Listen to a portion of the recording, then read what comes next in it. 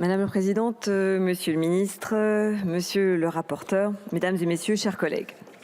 Je souhaite débuter mon propos par des remerciements à notre rapporteur et collègue Louis Margueritte, qui n'a pas ménagé ses efforts pour que ce texte puisse arriver à son terme en respectant au plus près l'accord négocié. Je pense en effet que ce PJL illustre parfaitement les vertus du dialogue tel qu'il devrait être pratiqué plus souvent dans notre société. Ce dialogue, il a d'abord débuté en fin d'année dernière par des négociations constructives et parfois âpres, à l'issue desquelles l'intégralité des partenaires sociaux, à une exception près, ont trouvé un accord le 10 février. Un accord basé sur une certitude, le fait que le partage de la valeur est un facteur essentiel de compétitivité des entreprises, de valorisation et de cohésion sociale. Un accord poursuivant un but précis, la distribution plus juste des richesses produites par les entreprises.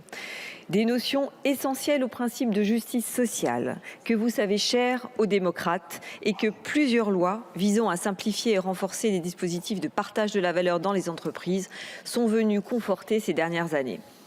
La Première ministre s'était engagée à donner une assise législative à cette avancée significative à la transcription fidèle et totale de cet accord dans la loi.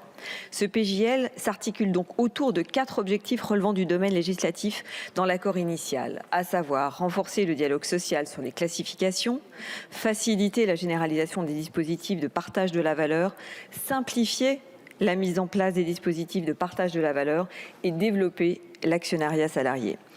Ici, nous pouvons aussi nous féliciter des vertus du dialogue qui a été pratiqué entre les groupes à l'Assemblée comme au Sénat, puis entre les 2 chambres parlementaires dont les membres ont eu à cœur de respecter le texte d'origine, respecter ceux qui l'ont négocié et surtout respecter ceux qui en seront bénéficiaires.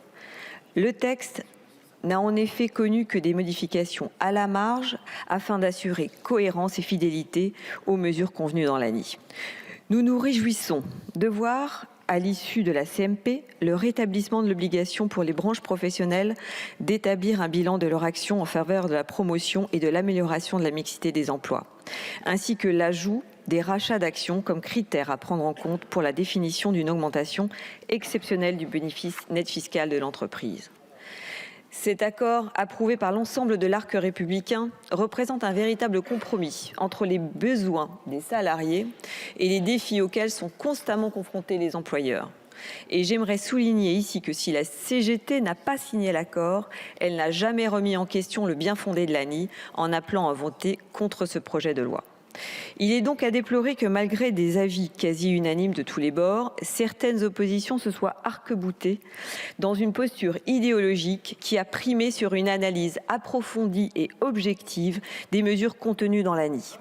Chers collègues insoumis, vous avez présenté ce matin une PPL visant à augmenter le pouvoir d'achat des Français. Vous avez fustigé le fait que le gouvernement ne se livre qu'à des mesurettes.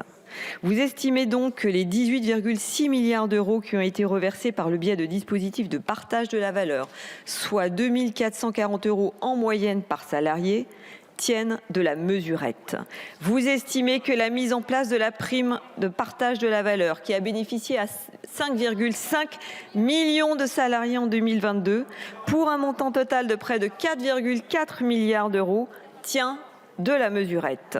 Vous estimez peut-être aussi que le renforcement du dialogue social sur les évolutions de parcours et de salaire tient aussi de la mesurette. Je ne comprends vraiment pas cette opposition systématique qui, motion après motion, devient de plus en plus stérile et délétère, non seulement pour votre image, mais aussi pour celle du Parlement dans son ensemble.